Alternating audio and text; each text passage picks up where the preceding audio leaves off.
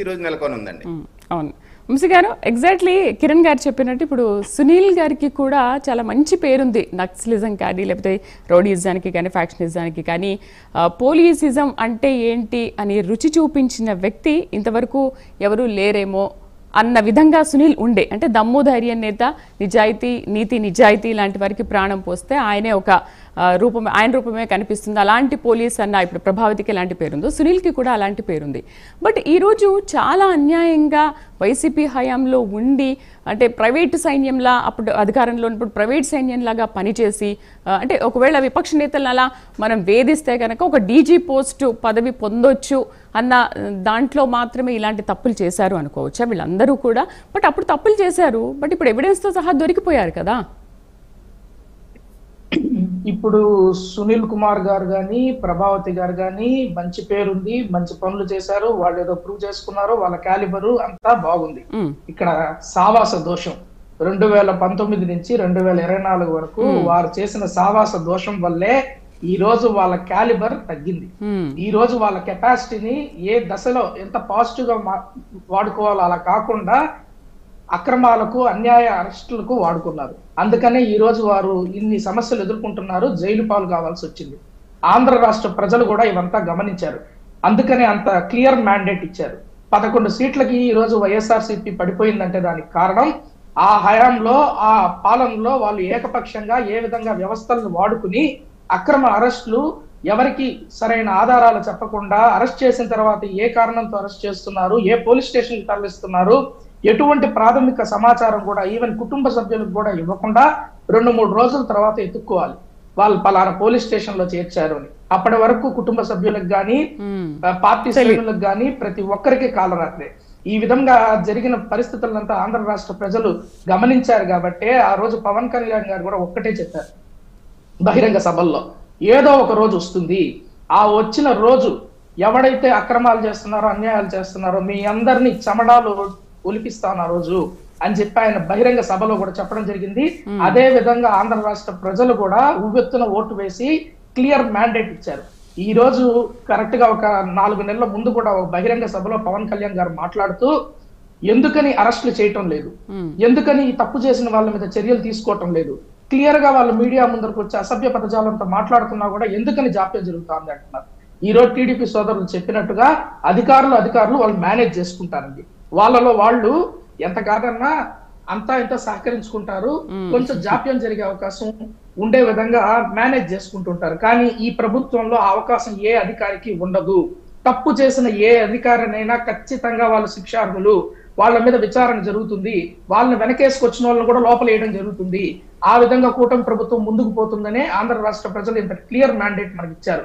ఈ రోజు చాలా సంతోషంగా ఉంది. కూటమి ప్రభుత్వం, ఆంధ్ర రాష్ట్ర ప్రజలు ఏదైతే ఆశ పెట్టుకుని ఆ ఓటు వేశారో ఈ విధంగా కఠినంగా కరెక్ట్ గా కూటమి ప్రభుత్వం పనిచేయడం అనేది ప్రజలు కూడా హర్షిస్తున్నారు. ఈ రోజు చూడండి ఇన్ని అరెస్టులు జరుగుతున్నాయి, ఎక్కడే కానీ ప్రజా వ్యతిరేకత ఎందుకు లేదు. అయ్యో పలానా వారిని అరెస్ట్ చేశారే, వారిని ఎందుకు అరెస్ట్ చేశారు, వారు పాపం ఏదో ఈవెన్ వల్లభనేని వంశీ గారికి కూడా ఏదో టైల్ బోన్ ఏదో ఇష్యూ ఉందంట. అయినా కూడా ఇన్ని చెప్తున్నా కూడా ప్రజలు ఎవరు స్వచ్ఛందంగా ముందుకు వచ్చి ఆయన అరెస్ట్ చేసి ఉండకూడదు, ఆయనకి ప్రాపర్ గా ట్రీట్మెంట్ ఇచ్చిన తర్వాత అరెస్ట్ చేసి ఉండాలి, ఇలాంటి భావన ఎక్కడే కానీ. అవునవును, అండ్ అదే ప్రజల్లో కూడా అలాంటి భావన నెలకొంది. ఎందుకంటే వైసీపీ ప్రభుత్వ హయాంలో ఉన్నప్పుడు జైల్లో వేసినప్పుడు వాళ్ళ ట్రీట్మెంట్ విధానం ఎలా ఉంది, ఇప్పుడు ఎన్డీఏ ప్రభుత్వం అధికారంలోకి వచ్చిన తర్వాత వీళ్ళ ట్రీట్మెంట్ విధానం ఎలా ఉంది? ఇంతకుముందు కిరణ్ గారు చాలా బాగా వివరించారు దాని గురించి. అసలు అదే అండి.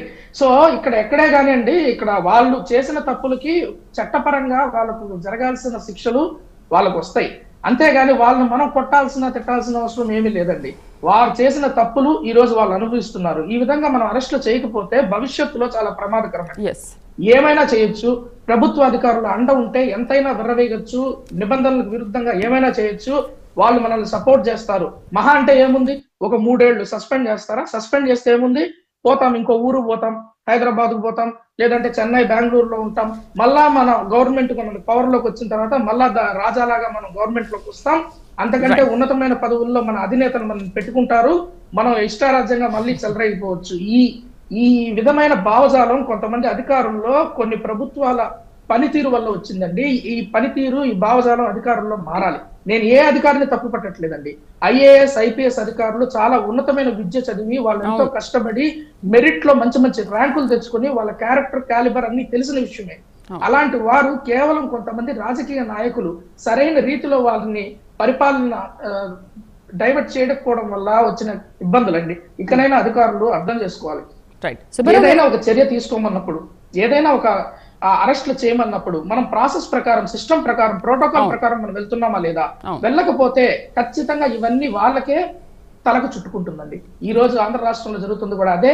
ఇవి ఏవి అక్రమ అరెస్టులు కాదండి.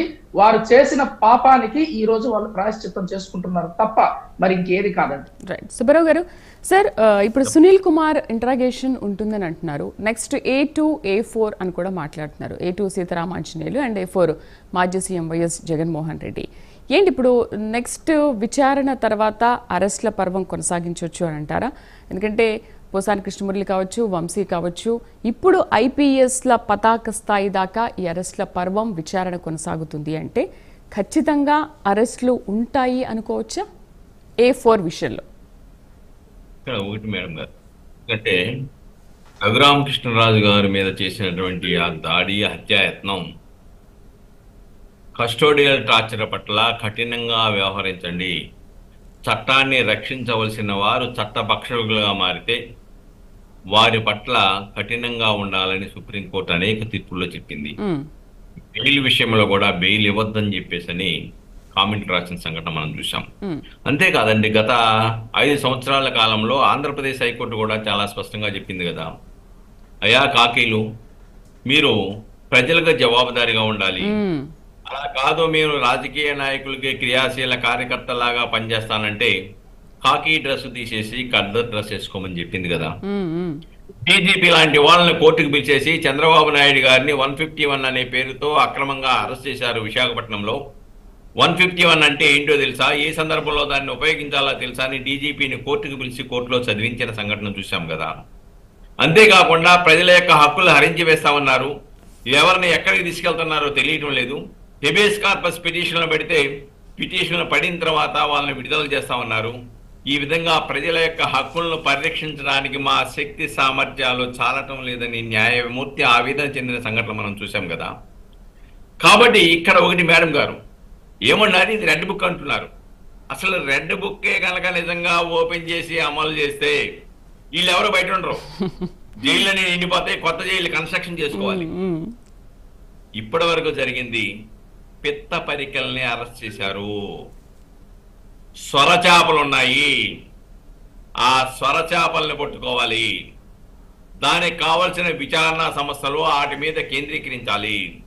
ప్రజలకి చట్టం ముందు అందరూ సమానులే, అధికార బలం, అంగబలం, ధనబలం ఉంటే వాళ్ళకే చట్టం చుట్టమనే అభిప్రాయం నుంచి ప్రజల్ని ఆలోచింపచేయాలి. ఆ దిశలో చేయాలంటే స్వరచాపల దగ్గరికి వెళ్ళాలి. అలానే రఘురామకృష్ణరాజుల ఎంపీకే రక్షణ లేకపోతే ఇంకా సామాన్యుల మన పరిస్థితి ఏంటి అని సామాన్యుడు భయపడే పరిస్థితి నుంచి బయటికి రావాలి.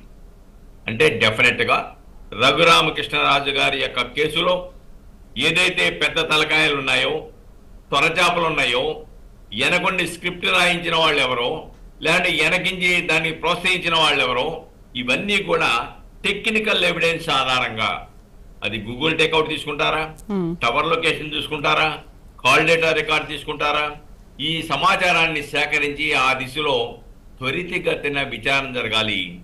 దాన్ని ముందు రఘురామకృష్ణరాజు గారి యొక్క కేసు వెలుగు చూసి అరెస్టులు ప్రారంభమైపోతే ప్రజలకి కొంత నమ్మకం కలుగుద్దనే విషయాన్ని మనం ఇక్కడ గమనించాలి మేడం గారు.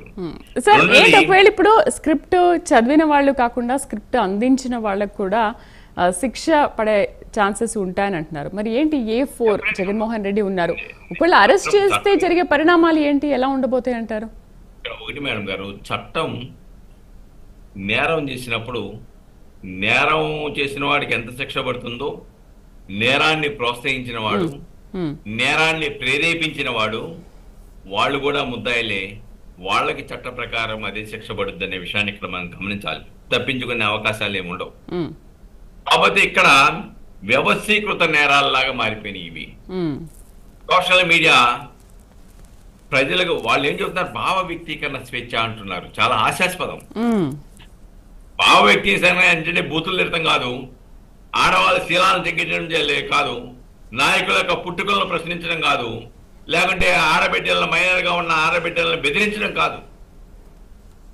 నువ్వు ప్రతిపక్ష హోదాలో అధికార పార్టీని విమర్శించు, అది నీకు హక్కు. దాన్ని అందరం హర్షిస్తాం.